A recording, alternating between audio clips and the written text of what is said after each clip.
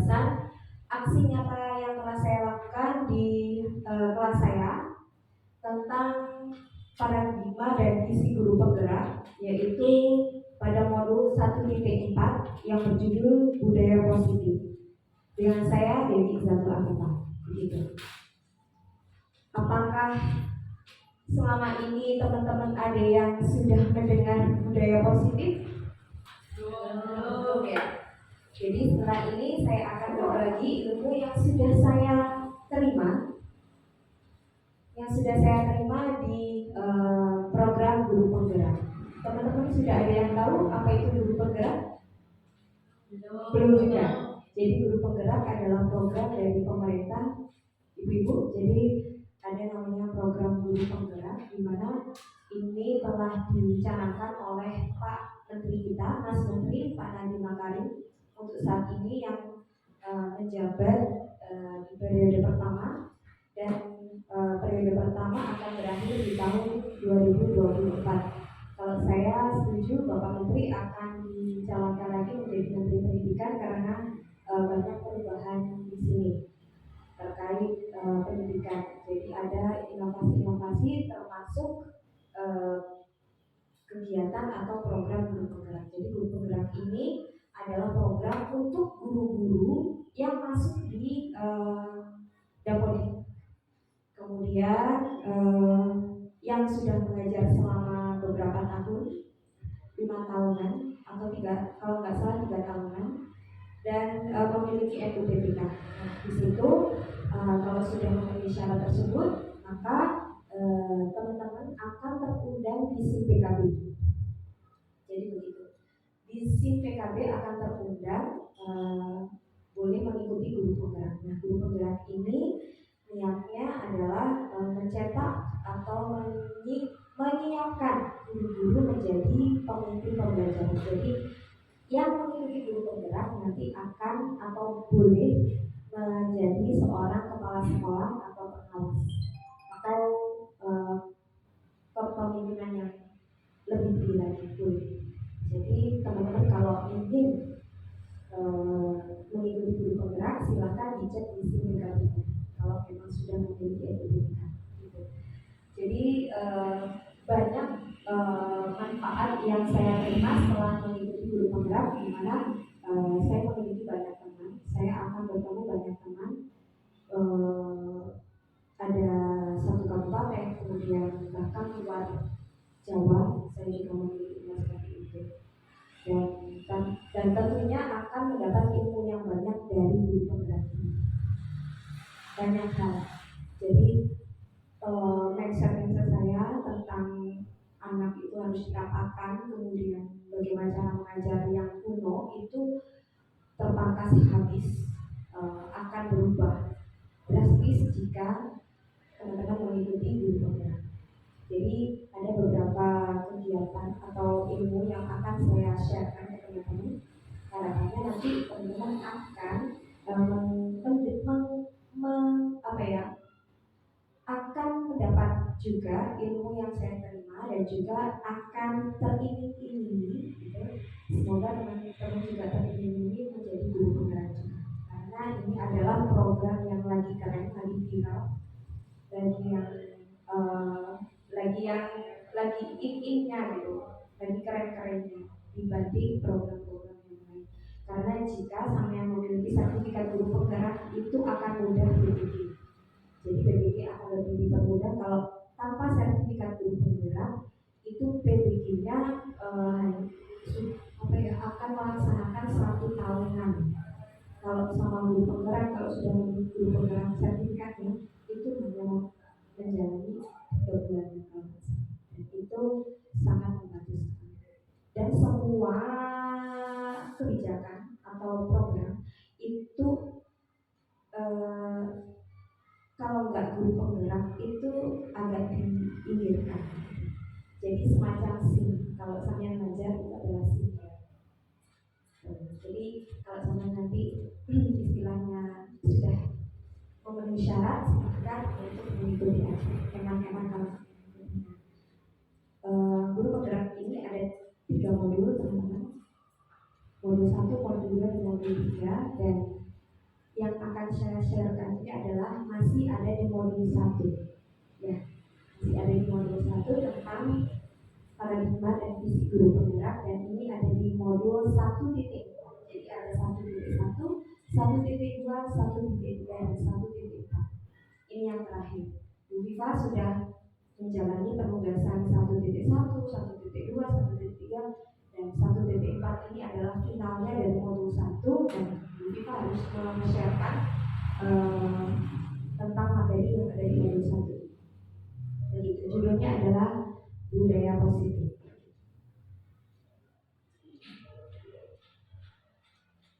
Oke, teman-teman, budaya positif ini ada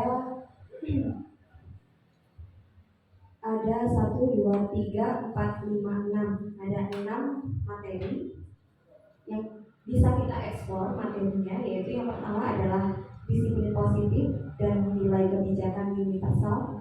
Kemudian ada teori motivasi dan hukuman, teori motivasi, hukuman, dan penghargaan. Kemudian ada keyakinan kelas, ada lagi kebutuhan dasar manusia, ada 5 posisi kontrol, dan juga ada segitiga restitusi. Apa saja itu? Mari kita bahas satu persatu.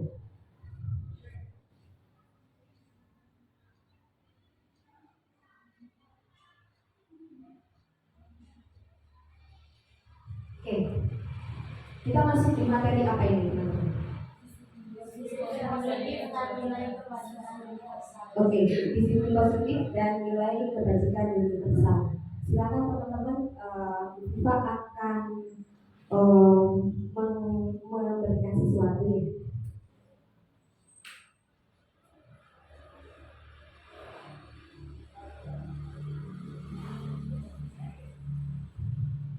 Bu Viva sudah membawa sebuah benda.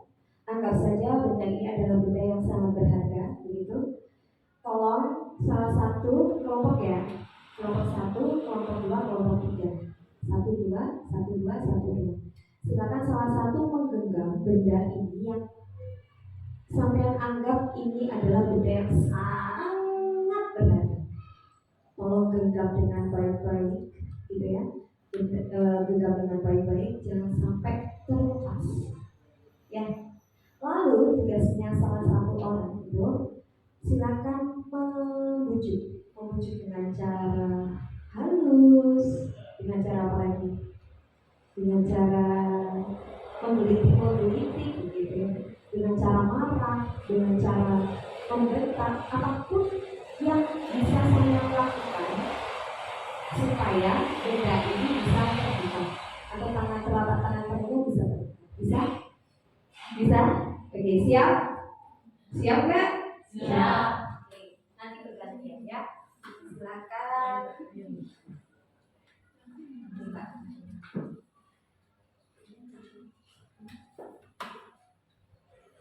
Oke.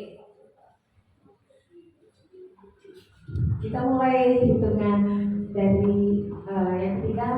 Kita mulai ya. Silakan yang tidak memegang atur strategi supaya itu bisa terbuka, dan yang memegang jangan sampai terbuka. Ya, ayo entah itu membuktikan dengan cara apa, entah itu sampai menganggap dia itu adalah murid atau apa, terserah ya. Hanya sudah memegang dengan segala cara. Oke, kita hitung 1, 2, 3.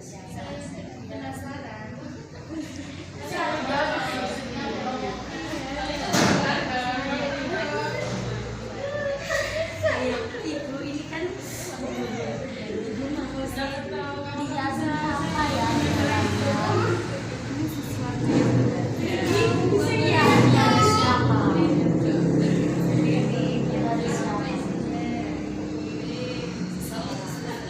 Itu sampai hitungan ke 10. Kalau nggak berhasil berarti gagal. 1, 2, 3,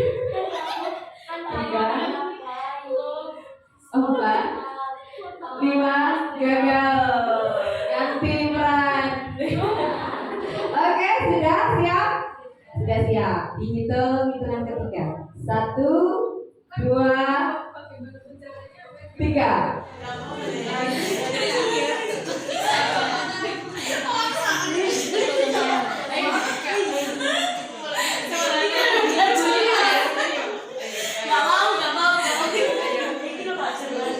Ini tuh berharga kalau saya. Gak boleh. Ini mau apa? Gak boleh bisa. Ini cukup saya.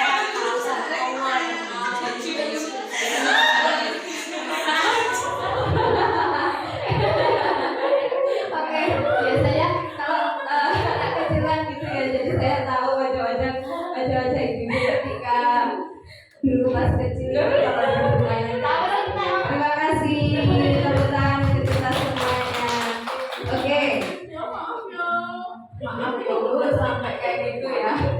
Sekarang Bu Bima mau tanya salah satu orang, kenapa sampean tadi nggak mau membuka telapak tangan sampean? Karena itu barang yang berharga menurut saya. Dikasih penghargaan dari ayah sendiri. Oke, gitu. Jadi nggak bisa kebuka karena punya alasan tertentu ya. Siapa yang bisa memberikan argumen juga kenapa benda tersebut sulit untuk sampean buka? Karena hal yang berharga itu tidak. Oke, terima kasih. Beri tepuk tangan untuk teman-teman. Lalu pertanyaan selanjutnya, kenapa benda tersebut sesulit apa sih, gitu ya? Sesulit apa sih benda tersebut kok nggak bisa sampean buka? Ya Mbak, punya teman kenapa kok nggak bisa dibuka?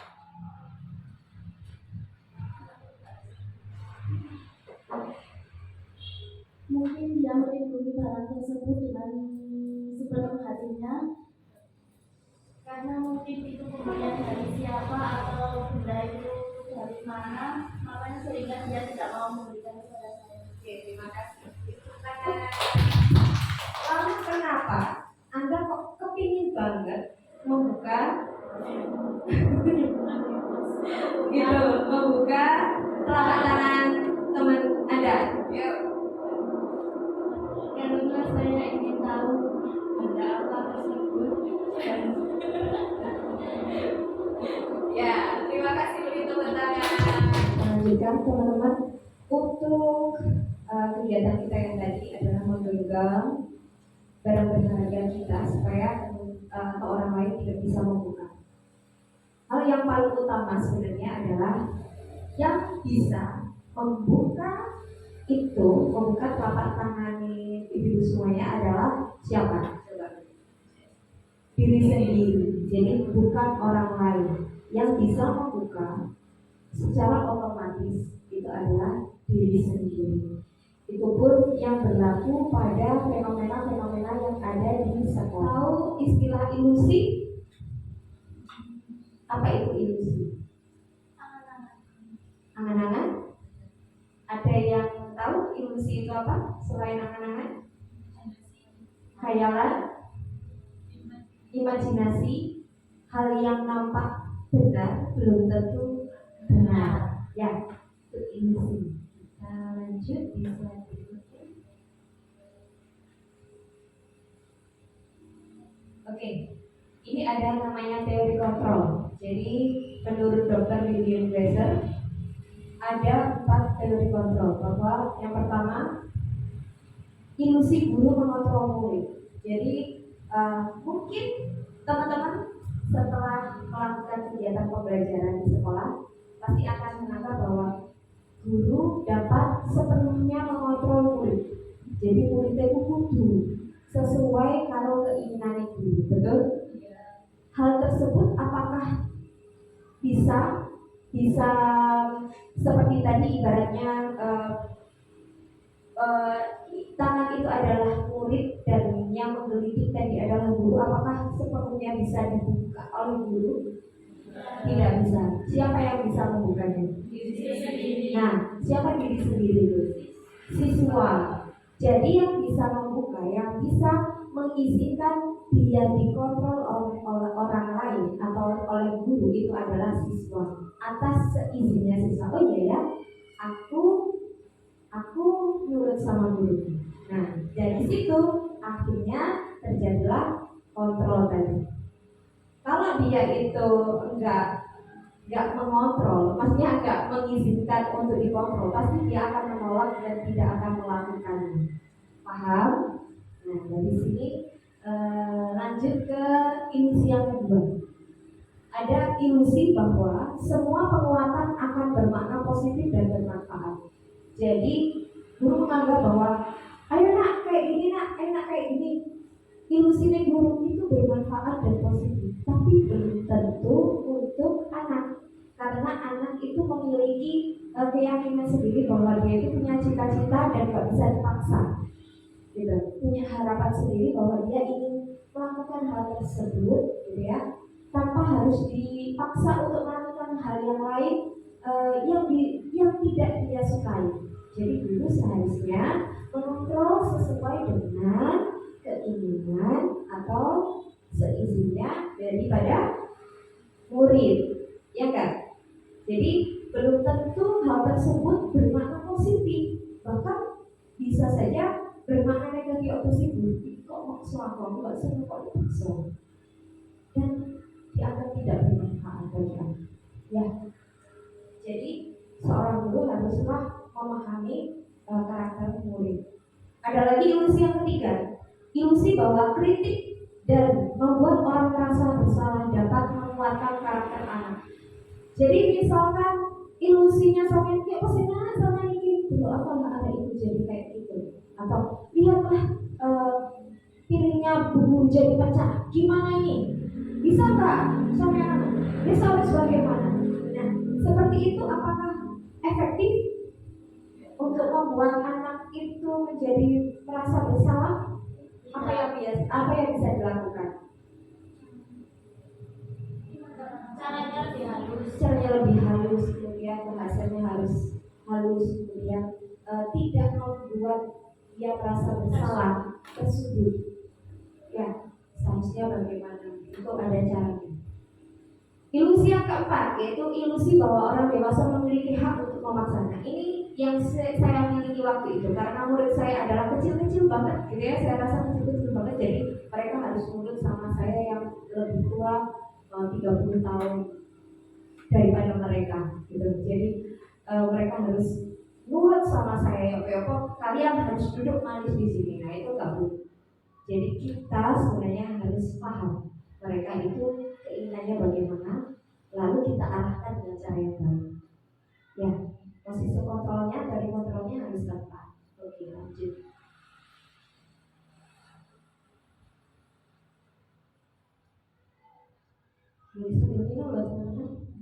Lalu apa yang bisa kita lakukan?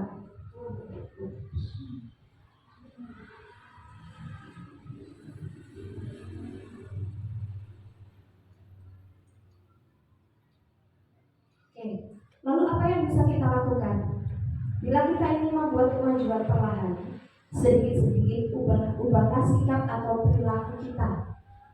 Dalam artian, jika ingin membuat kemajuan perlahan-lahan, sedikit-sedikit ubahlah sikap atau perilaku kita. Jadi kita yang harus merubah kita sebagai guru yang bagaimana, jangan memaksa anak. Ya, kemudian namun bila kita ingin memperbaiki cara-cara utama kita, maka kita perlu mengubah kerangka acuan kita. Jadi cara-cara kita harus bagaimana, itu harus yang diubah adalah kerangka acuan kita. Oh, aku harus gimana gitu.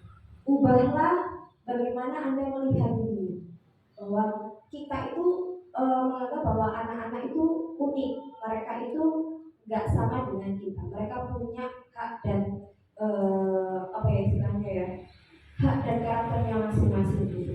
Bagaimana Anda berpikir tentang manusia? Jadi mereka itu juga manusia gitu. Ubahlah paradigma Anda, skema pemahaman dan penjelasan aspek-aspek tertentu tentang realitas. Gitu ya. Dari sini paham ya teman-teman?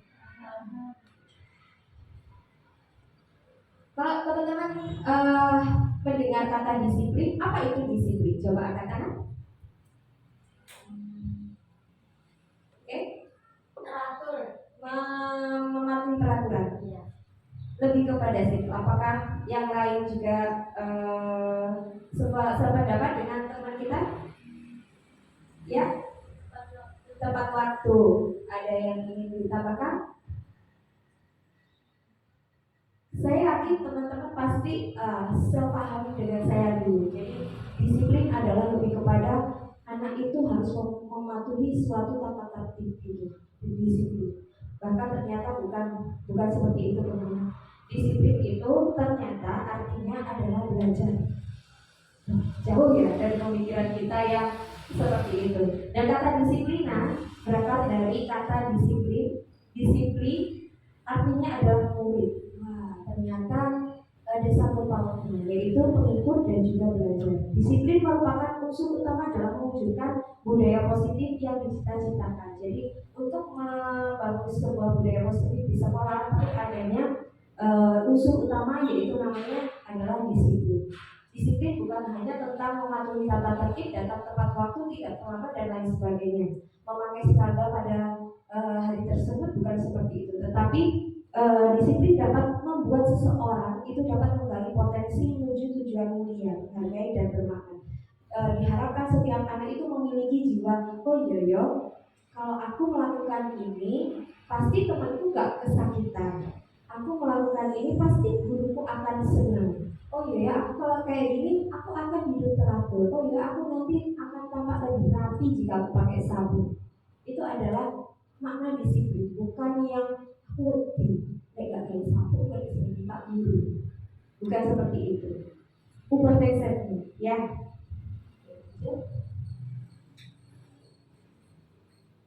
Nah, kita masuk di materi materi kedua yaitu motivasi, hukuman dan penghargaan. Ya. Oke. Budaya positif itu ada juga motivasi, hukuman dan dihukum penghargaan. Ini ada hal yang menarik di sini, teman-teman. Tapi sebelum itu kita akan membahas tentang motivasi. Motivasi untuk menghindari sesuatu. Jadi aku biar nggak dihukum, gitu ya. Aku supaya aku supaya nggak kalah, gitu ya. Aku harus belajar. Nah, itu adalah untuk menghindari ketidaknyamanan atau hukuman, gitu. Ada lagi untuk mendapatkan imbalan atau penghargaan. Jadi jika aku rajin latihan, maka aku nanti akan mendapatkan penghargaan atau imbalan sejumlah uang. Nah, itu motivasi. Nah, ada lagi untuk menjadi orang yang mereka inginkan dan menghargai diri sendiri atau motivasi yang ada atau tumbuh dari diri. Ya, jadi aku biar pintar, aku harus belajar. Aku biar disukai sama temanku, aku harus baik hati. Itu yang muncul dari dalam diri, bukan dari dari penghargaan, imbalan atau menghindari sebuah hukuman.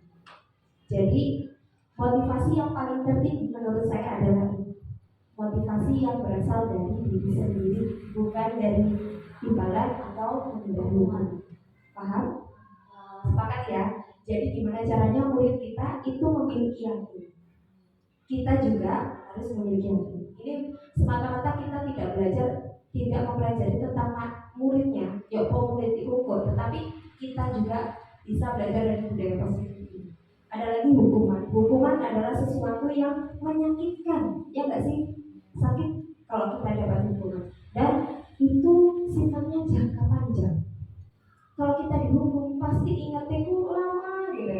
Kira-kira di sini ada yang pernah dihukum? Angkat tangan. Saya Apa itu? banyak. Kok bisa dihukum? Contohnya apa hukumannya? Dulu kalau di rumah apa di sekolah? Terserah.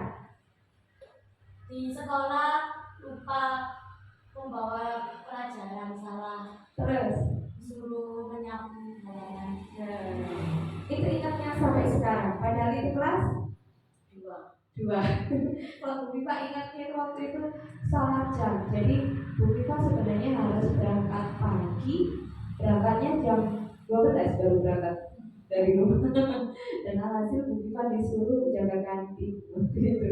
Ya agak-agak gimana gitu ya, malu-malu gimana. Oke, lanjut. Konsekuensi adalah sesuatu harus terjadi untuk jangka pendek. Tahu konsekuensi? Jadi bayaran. Jika aku melakukan kesalahan maka aku harus membayar. Itu sifatnya jangka pendek. Nah, esoknya nanti gak bawa hasdo, bayar 500. Tapi itu sifatnya jangka pendek, Pak. Kapok emek dulu gitu. Kapok emek.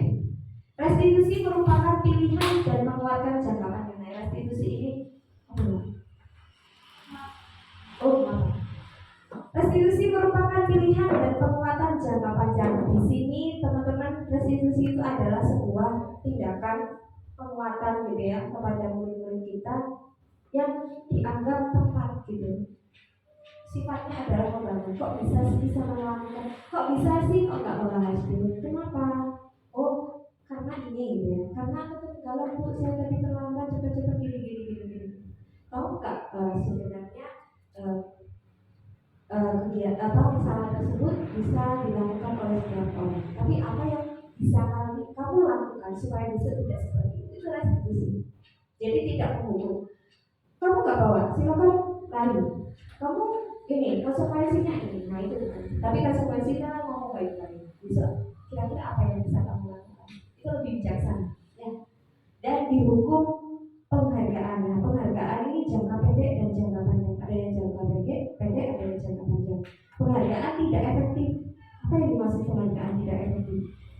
Jika sampean mengikuti lomba, latihannya kayak tadi, besok latihan lagi belum tentu, karena tidak efektif tadi, hanya sesaat, gitu ya. Penghargaan merusak hubungan. Jika sampean menang, sampean kalah, sama iri di koncoy, gitu.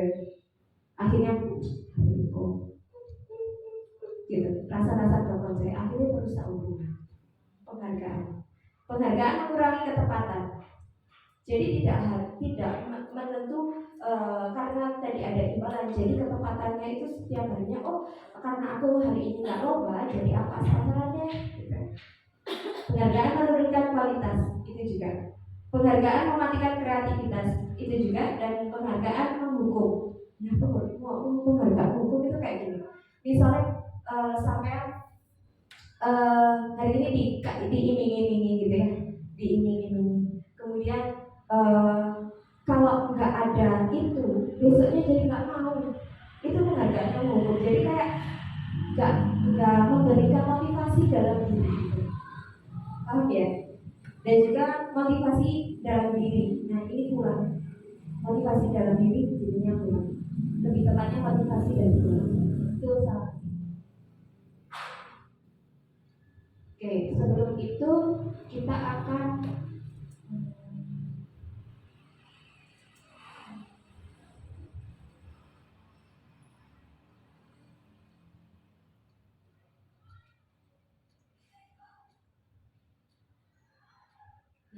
coba ini dipahami teman-teman. Coba teman-teman sebutkan kira-kira ini merupakan kalimat hukuman atau konsekuensi. Mencatat 100 kali di dalam buku. Kalimat saya tidak akan membuat terlambat lagi karena terlambat ke sekolah. Hukuman atau konsekuensi? Hukuman. 100 kali loh. Menyakitkan nggak? Iya. Lari mengelilingi lapangan basket 2 kali karena terlambat. Hukuman. Membersihkan coretan yang dibuat di meja. Konsekuensi, Pak. Paham ya? Murid diminta untuk push up 15 kali. Hukuman. Menggantikan kertas tugas teman yang telah dicoret-coret. Berjemur di lapangan pukul 12 karena ngobrol dengan teman. Ya Allah. Murid diminta bertelanjang kaki. Jelas ya? Hukuman itu berdiri di depan kelas sambil mengangkat kaki. Hukuman. Membersihkan tumpahan air di meja tulis. Kehilangan 10 menit jam istirahat. karena untuk mengerjakan tugas karena terlambat datang, kehilangan 10 menit jam istirahat untuk mengerjakan tugas karena terlambat. Konsekuensi: duduk di bangku di pinggir lapangan pada jam istirahat tidak diizinkan bermain oleh guru piket karena mencederai teman. Hukuman: duduk di pinggir karena kamu sudah mencederai teman, duduk di sana. Itu kan hukuman ya. Terlambat hadir di pembelajaran daring dan diminta untuk 15 menit sesudah kelas asal untuk membalas ketertinggalan. Jadi GJ gitu loh. Jadi datangnya ke Zoom itu terlambat 15 menit dan yang lain boleh leave dari Zoom. Kamu di situ aja 15 menit. Kasihan ya. Itu apa ya namanya ya? Masa? Hukuman. Kalau konsekuensi itu kayak melakukan sesuatu terus diganti sesuai dengan memang itu seharusnya gitu ya. Oke, terlambat hadir, lari mengelilingi lapangan, membersihkan WC, hukuman jelas. Itu kan hubungannya kalau membersihkan WC yang habis ditumpahkan sabunnya, nah itu baru konsekuensi. Kalau membersihkan WC sekolah karena mematahkan pensil, ya kan nggak ada hubungannya ya. Oke. Sekarang masuk di materi 1.4 tentang keyakinan kelas. Jadi ini materi kesekian kali itu, lupa keyakinan kelas. Nah, keyakinan kelas itu apa sih? Ada yang tahu? Yang tahu biasanya peraturan kelas ya. Kalau ini keyakinan kelas, mengapa kok bukan peraturan kelas saja? Mengapa kok keyakinan kelas? Jadi makna keyakinan kelas adalah seperti yang telah disampaikan sebelumnya, nilai-nilai kebajikan ini. Jadi sebelumnya tadi itu ada saya perlu menyajikan namanya nilai-nilai kebajikan. Jadi untuk melakukan budaya positif, anak-anak itu harusnya memiliki kayak profil pelajar Pancasila. Dia memiliki rasa iman, takwa, mandiri, kenalan kritis, dan ini semuanya diharapkan dimiliki oleh setiap manusia, bukan hanya anak aja. Gitu. Rasa hormat, integritas, ya dari sini ya. Kemudian ada lagi, jadi nilai-nilai kebajikan itu ada 5 jenis ya sampai ini. Peduli dan lain-lain sebagainya, ini dari beberapa teori gitu. Jadi diharapkan anak-anak itu memiliki keyakinan kelas seperti yang telah disampaikan sebelumnya. Nilai-nilai yang tadi saya sampaikan tadi, kebijakan, kebajikan, lebih menekankan pada keyakinan seseorang lebih termotivasi dalam dirinya, bukan dari luar. Kalau peraturan itu lebih dari luar motivasinya. Guru-guru biasanya ayo kamu buang sampah sembarangan, seharusnya kamu kayak gimana? Nah, diharapkan anak itu kayak gini. Oh, ada sampah, aku ambil, aku buang di tempat sampah.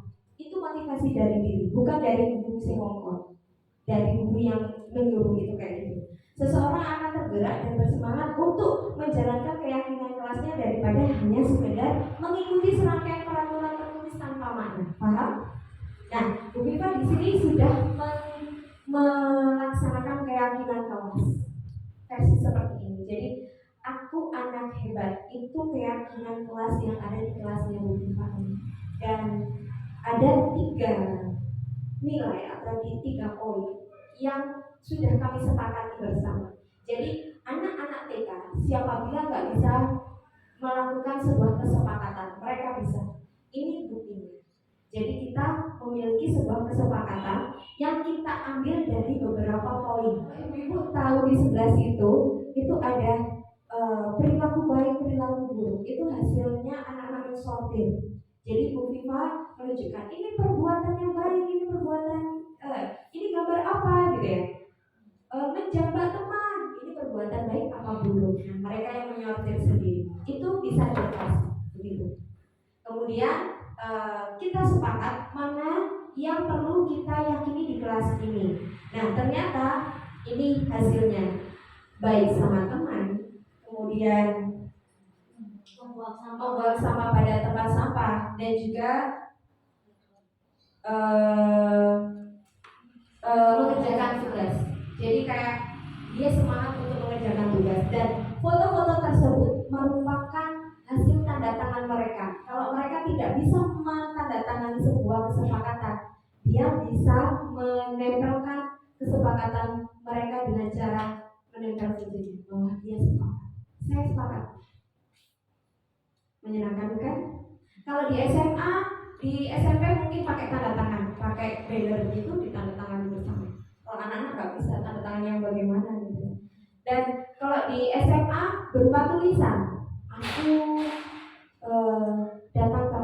datang tepat waktu gitu ya. Nah kalau mereka nggak bisa pakai tulisan, akhirnya pakai gambar gitu. Ini bisa dilokasi dan lain sebagainya. Dan ini prosesnya panjang banget. Bukan panjang banget, itu 1 hari pun untuk meyakinkan bahwa ini perbuatan baik, ini perbuatan buruk, kemudian diarahkan ke situ untuk diakhiri. Jadi seru sekali. Teman-teman juga bisa melaksanakan itu di kelasnya masing-masing, bisa dicoba.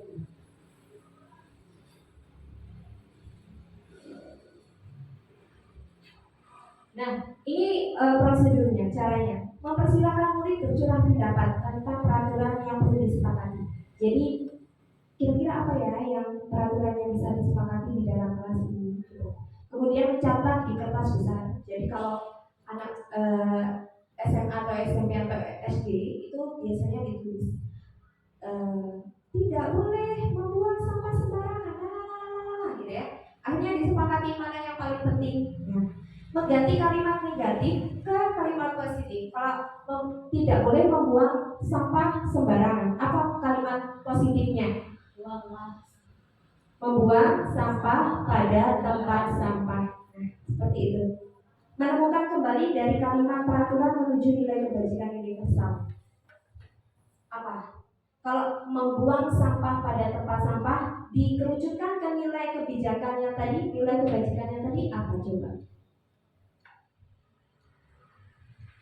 Di sini ada. Coba yang kotak-kotak di sini. Kelihatan? Betul. Ini ada peduli. Masuk? Masuk. Ada keterusterangan. Tidak ya? Kebersihan. Nah, seperti itu. Masuk ke situ. Ditulis di situ. Paham ya? Nah, kemudian tetapkan 3 atau 7 sampai 7 keyakinan kelas yang disepakati. Gak boleh banyak-banyak. Kenapa? Kalau banyak-banyak khawatir malah tidak terlaksana, tidak masuk dalam diri anak gitu. Jadi mudah diingat juga. Ini hanya 3 di TK. Kenapa? Karena dia untuk mengingat sesuatu yang banyak itu sulit. Gitu. Lanjut, meninjau ulang dan menandatangani serta menyepakati bersamanya. Itu tanda tangan mereka dalam bentuknya foto. Papan keyakinan kelas dipasang di dinding yang mudah dilihat. Saya pajang di situ supaya mudah dilihat oleh anak-anak dan diingat, oh ya aku harus seperti ini.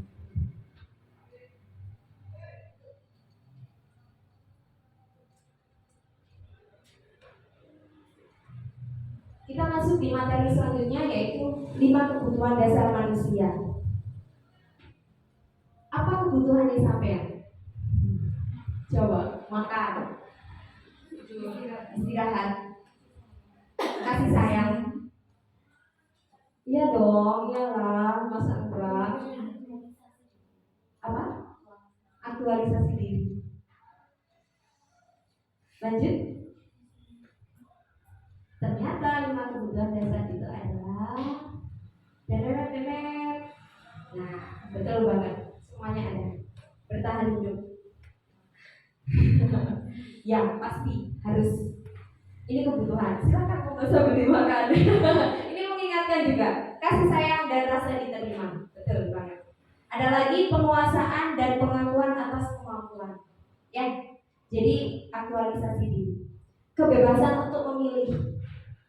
Boleh memilih apa saja yang disukai. Itu termasuk 5 kebutuhan dasar manusia. Kesenangan. Healing itu kebutuhan. Jadi tidak ada yang menyalahkan ketika orang itu harus healing atau rekreasi. Monggo, silakan. Nah,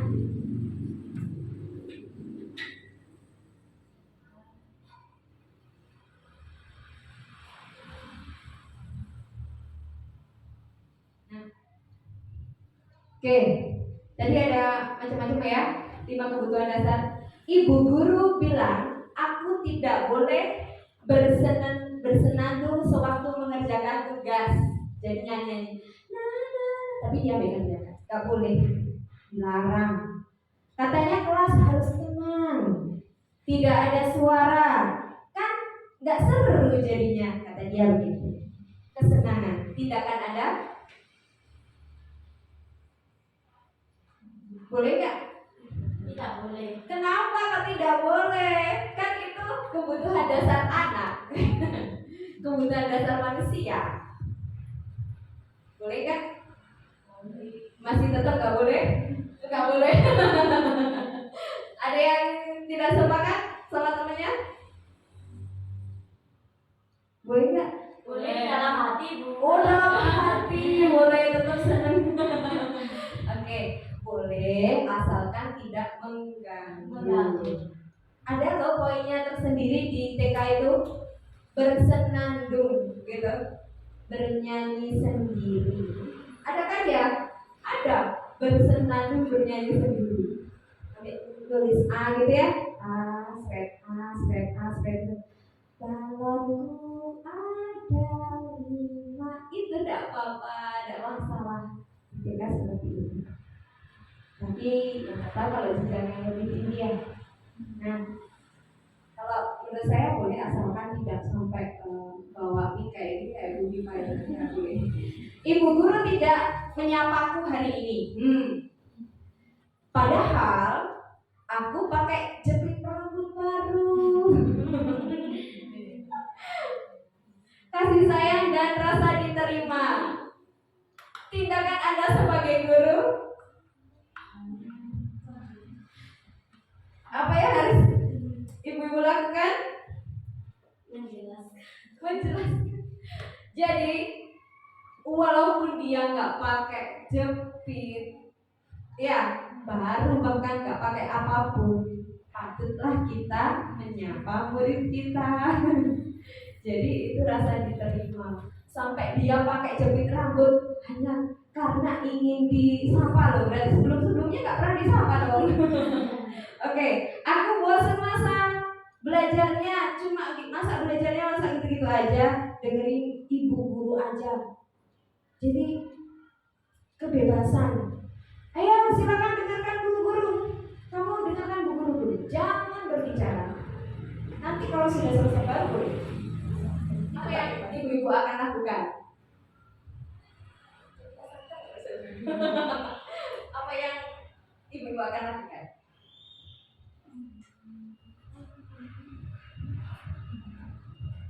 Yang ibu akan lakukan adalah mengajak untuk berdiskusi, membebaskan mereka untuk berargumen. Ya, tuh. Aku sebel gambarku tidak rapi, malah ibu guru nunjukin ke teman-teman di depan kelas. Anak-anak, coba lihat deh gambarnya temanmu. Kira-kira gimana gambarnya teman-teman? Jelek kan? Jelek ya, kita semua gambarnya jelek. Seperti itu boleh? Apa yang perlu ibu-ibu lakukan? Yang ibu lakukan adalah tetap menghargai dan juga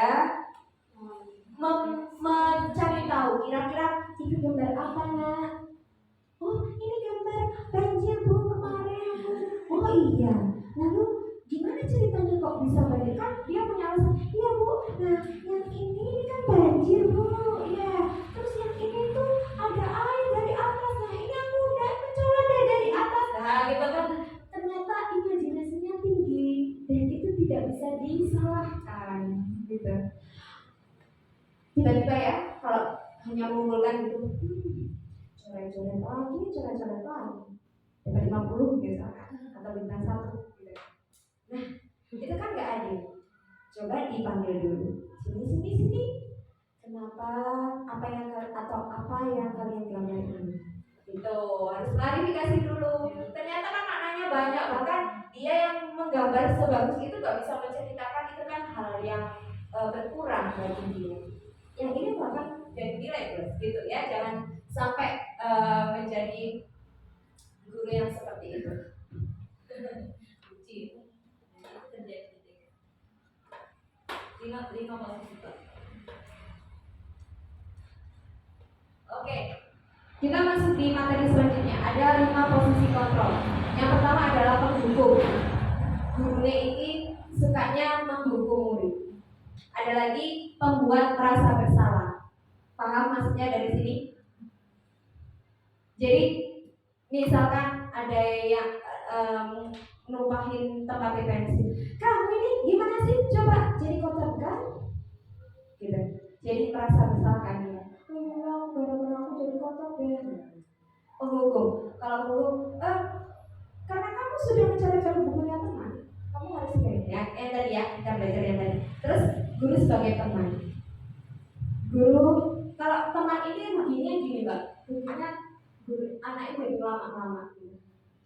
Terus pemantau itu dia mengawasi bagaimana perkembangan dia. Dan juga manajer ini manajer yang baik, maksudnya dalam artian aku harus mendesain pembelajaran yang menarik gitu. Nah dari sini ibu-ibu mau milih yang mana nih? Menghukum? Tidak. Membuat merasa bersalah? Tidak juga. Teman? Bisa jadi teman yang positif ya.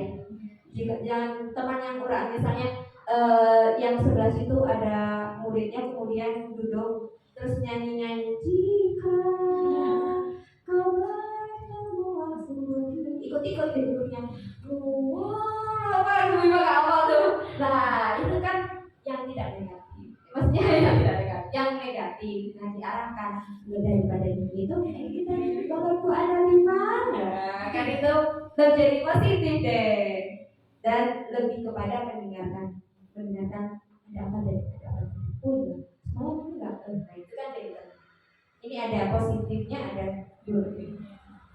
Pemantau di sini adalah guru itu mengobservasi kira-kira anak itu butuh apa. Dan manajer tadi mendesain pembelajaran. Ya, jadi jangan sampai ibu jadi penghukum atau pembuat merasa bersalah. Itu diingat sampai sepanjang hayat.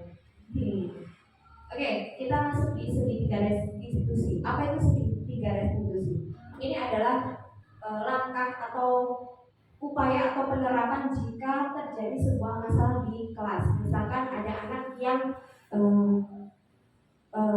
berebut mainan. Ini mainanku, bukan, ini mainanku. Ini sudah ada di YouTube-nya Bu Biba. Ini mainanku, bukan, ini mainanku. Ini Bu, dia mengambil mainanku dari tas, gitu ya. Oh, masa iya? Coba lihat.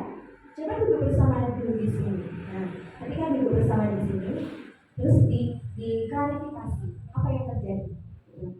Aku ini hubungan aku diambil sama dia. Enggak kok, aku bawa dari rumah gitu ya. Coba diambil tasnya. Ketika dibuka tasnya, ada. Ternyata mainannya sama. Ketika mainannya sama, iya aku mau ambil kecelek gitu ya. Nah, dari situ ada muncul segitiga restitusi.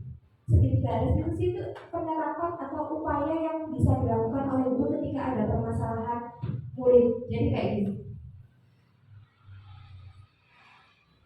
Nah, ini menstabilkan identitas.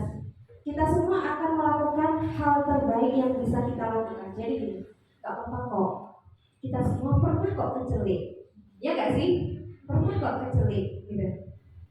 Semua orang pasti punya salah. Lalu apa yang bisa kamu lakukan supaya kita tidak kecelek lagi? Nah itu validasi tindakan yang salah. Aku harus memastikan dulu bendaku ada atau enggak di tasku. Nah aku harus ngomong baik-baik. Kamu ambil dari tasku ya. Seperti itu. Enggak kok. Oh betul, berarti itu bukan mainanku. dulu. Jadi nggak boleh asal marah. Gitu. Validasi tindakan. Lalu keyakinan kelas itu maksudnya kita semua memiliki motivasi internal. Jadi oh iya ya, setelah gurunya melakukan menstabilkan itu nggak apa-apa kok nak, gitu ya. Semua orang pasti punya salah kok. Yang kedua, validasi tindakan yang salah. Nah, apa yang harus kamu lakukan? Dan yang ketiga, kata-kata ini, apa yang ada dalam keyakinan, apa yang menjadi keyakinan kamu supaya kamu punya banyak teman. Aku harus baik-baik sama temanku, aku ngomongnya nggak boleh kasar-kasar, aku nggak usah baik sama teman. Ini keyakinan dalam diri tadi. Paham? Oke, jadi seperti itu. Wah, sudah selesai deh. Jadi itulah materi-materi yang ada di modul 1.4. Jadi ada apa saja teman-teman tadi? Masih ingat? Ada keyakinan kelas, ada mana disiplin, ada apa lagi? Teori kontrol. Yang baru saja tadi apa? Restitusi segitiga, restitusi 5, kebutuhan dasar manusia, hukuman, motivasi, dan penghargaan. Itulah ilmu yang sudah saya dapat di modul 1.4.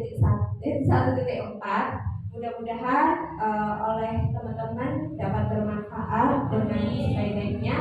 Setelah ini saya akan menunjukkan hasil implementasi penerapan keyakinan kelas yang telah saya buat bersama teman-teman, bersama murid-murid saya di kelas. Jadi semoga nanti apa yang sudah saya tampilkan nanti itu dapat dicontoh untuk diterapkan juga di kelas, dan ini berlaku dan bisa diterapkan di SD, SMP atau SMA dengan cara yang menyenangkan. Begitu. Ada yang ingin ditambahkan dari sini? Kalau sudah cukup, kita akan memutar video saya sambil kita santai-santai begitu. Setuju ya teman-teman ya? Oke. Begitu saya akhiri. Wassalamualaikum warahmatullahi wabarakatuh. Waalaikumsalam warahmatullahi wabarakatuh. Nah, rancangannya kayak gini. Jadi saya membuat aksi nyata namanya berjudul Aku Anak Hebat, penerapan budaya positif di kelompok A. Jadi saya ngajarnya kan kelompok A. Rancangan tindakan aksi nyata modul 1 saya seperti ini. Jadi dengan judul Aku Anak Hebat, penerapan budaya positif di kelompok A. Jadi saya kan ngajarin kelompok A. Ternyata kelompok A tuh bisa melakukan kegiatan keyakinan kelas. Jadi latar belakangnya seperti ini. Ada latar belakang, kemudian latar belakangnya karena murid saya masih jahil, kurangnya kesadaran membuang sampah pada tempat sampah, dan memahami tanggung jawab mereka. Seperti itu. Jadi ini tujuannya. Kemudian nilai-nilai apa, kebajikan apa yang bisa muncul, manfaatnya apa. Seperti ini. Sebelum nonton videonya, kayaknya teman-teman perlu melihat ini dulu. Ini masa tindakan yang akan saya lakukan pada 8 Desember kemarin seperti ini. Jumat 9 Desember melakukan itu dan lain sebagainya. Saya tentunya meminta izin ke kepala sekolah saya, kemudian meminta saran kepada teman-teman saya dan melakukan itu, serta ada tepuk-tepuknya juga. Kenapa kok saya melakukan tepuk juga? Karena ini bisa saya terapkan ketika anak-anak mulai lupa atas keyakinan kelasnya. Jadi tepuk anak hebat. Aku anak hebat, baik hati, bersih, semangat. Jadi anak gerakannya begini. Coba tepuk aku anak hebat. Aku anak hebat, baik hati, gitu ya, bersih, semangat. Bisa? Coba ayo tepuk aku anak hebat. Aku anak hebat, baik baik hati, bersih, semangat. Tepuk ini bisa disesuaikan atau diganti-ganti sesuai kesepakatan nilai apa yang akan diangkat. Karena saya inginnya anak-anak itu baik hati, kemudian juga bersih dan juga semangat mengerjakan tugasnya. Dukungannya begini dan lain-lain. Kemudian ada instrumennya juga. Ini instrumennya. Ini indikator-indikator yang bisa muncul dari keyakinan tersebut. Dan ada penilaiannya begini sampai segininya. Nah, bentuk medianya kayak gini. Ini mirip sama rancangan media pembelajaran kita. Ya, kayak gini. Dan sebagainya. Oke, kita lanjut, silahkan dilanjutkan juga untuk sampainya.